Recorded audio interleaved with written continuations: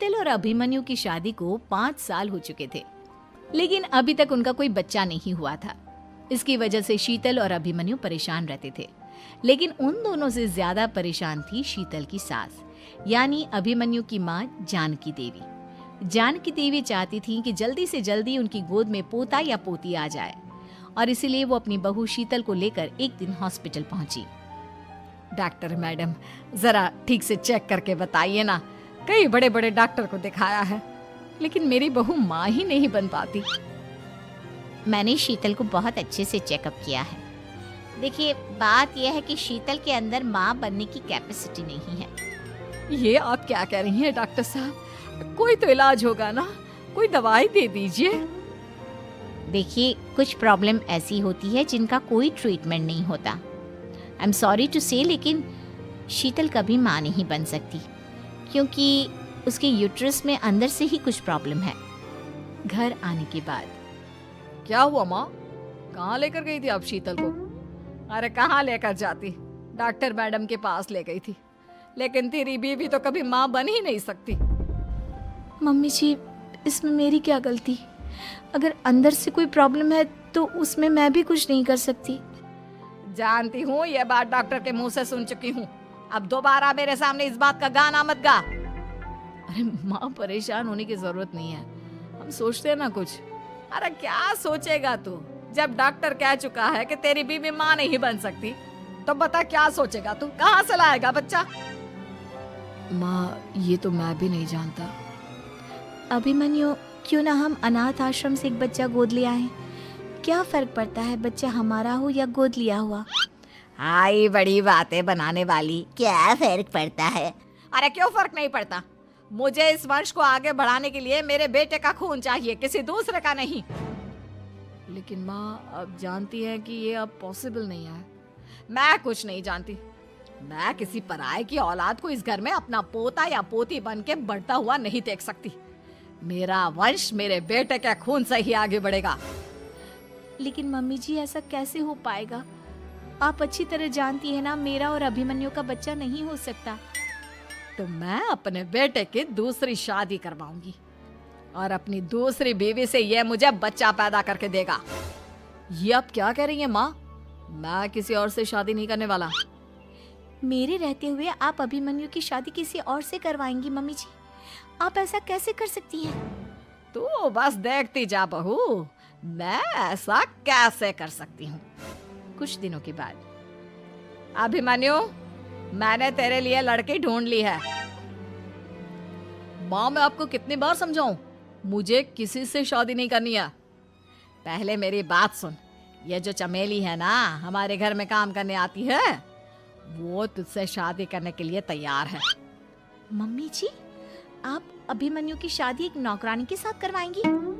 वो इसलिए क्योंकि चमेली दिखने में बहुत खूबसूरत है, बच्चा भी सुंदर ही होगा।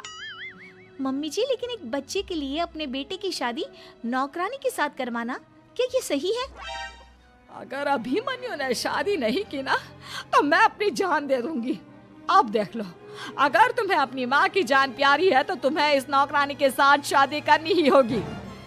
इस तरह जानकी देवी अपने बेटे अभिमन्यु की शादी नौकरानी चमेली के साथ करवा देती है। कुछ दिनों के बाद, नौकरानी से मालकिन बन के तो मजा आ गया।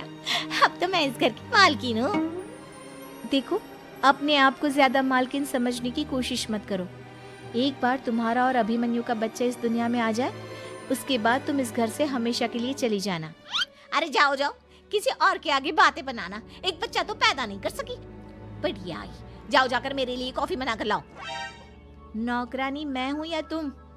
मम्मी जी, देखिए ना शीतल मुझसे किस तरह से बात कर रही है। शीतल, तुम्हें पता है ना चमेली प्रेग्नेंट है, मेरे बेटे के बच्चे की माँ बनने वाली है।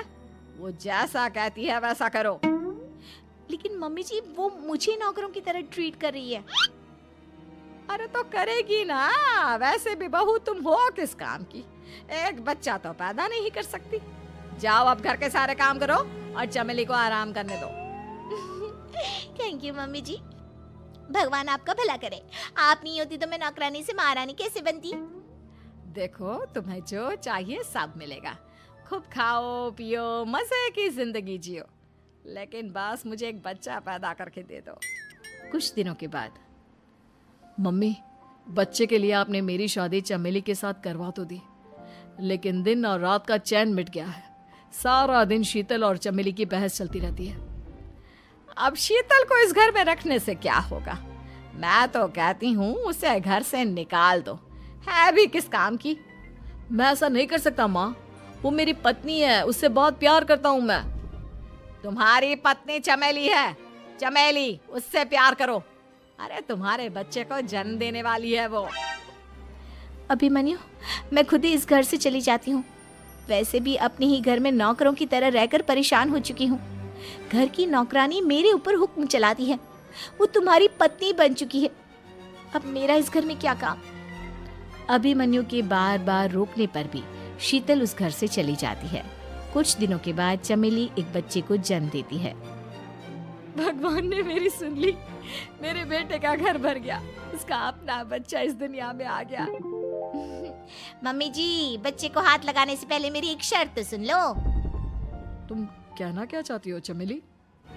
आपकी मम्मी को बहुत शौक था ना अपने पोते को खिलाने का। अब देखो, इस दुनिया में हर चीज की कोई ना कोई कीमत तो होती है। तुम अपनी आधी प्रॉपर्टी मेरे नाम कर दो, बच्चा तुम्हारे नाम। अरे लेकिन मैंने अपने बेटे से तुम्हारी शादी करवाई है, अब ये सौदेबाजी कहाँ से आ गई? जो औरत अपनी बहू को घर से निकाल कर एक नौकरानी के साथ अपने बेटे की शादी करवा दे, वो तो सौदेबाजी कर ही सकती है ना। उसका कैसे भरोसा कर सकते हैं? मुझे बस आप लोगों की प्रॉपर्टी चाहिए, उसके बाद ही बच्चे को आप हाथ लगा सकते हैं। मैंने कहा था ना मम्मी, आप गलत कर रही हैं। देखिए, उसका नतीजा आपके सामने है। जब शीतल को पता चलता है कि अभिमन्यु और चमेली का बच्चा दुनिया में आ गया है, तो वो अपने घर पहुंचती है। अभिमन्यु, कहाँ है आपका बच्चा? क्या मैं उसे देख सकती हूँ? कुछ भी मत पूछो शीतल, माँ की हुई एक गलती हम लोगों पर भारी पड़ रही है। वो नौकरानी अपनी औकात पर आ गई है और अब हमसे अपनी आधी प्रॉपर्टी मांग रही है, वो भी बच्चे के बदले में। एक बात कहूँ अभिमन्यु, आप उससे कुछ भी देने से मना कर दो। अरे कैसी बात कर रही हो? मेरे बेटे की औलाद है उसके पास, ऐसे कैसे मना कर दे? मम्मी जी, वो अभिमन्यु का बच्चा नहीं है, वो चमेली और उसके बॉयफ्रेंड का बच्चा है। ये तुम क्या कह रही हो शीतल? ये देखिए वीडियो, चमेली और उसका बॉयफ्रेंड आपस में बातें कर रहे हैं कि उन दोनों ने मिलकर आपको बेवकूफ बनाया है और अब इस बच्चे के बदले आपसे प्रॉपर्टी भी हड़प लेंगे। हे भगवान, ये मुझसे क्या हो गया? ना तो बच्चा मिला और अपने बेटे की नौकरानी के साथ शादी करवा दी सो अलग। अब क्या होगा? मुझे माफ कर दो शीतल, मेरी वजह से तुम्हें बहुत तकलीफ हुई है। अभिमन्यु, मैंने कहा ना, उस नौकरानी को उसके बच्चे सहित इस घर से बाहर निकाल दो। लगता है मेरे अभिमन्यु का बाप बनने का सपना अधूरा ही रह जाएगा। अभिमन्यु, अपनी मम्मी से कहो कि परेशान ना हो। आपको याद है, एक बार हम एक IVF सेंटर गए थे, मैंने फिर से वहाँ जाकर बात की थी और आपको पता है, इस बार मैं प्रेग्नेंट हूँ, क्योंकि हमने वहाँ पर प्रोसीजर करवाया था जिसकी वजह से मैं प्रेग्नेंट हो गई थी और इस बात का पता मुझे बस कुछ महीने पहले ही लगा है। हमारा बच्चा इस दुनिया में आने वाला है अभिमन्यु। मुझे माफ कर दो शीतल बहू, मुझसे बहुत बड़ी गलती हो गई।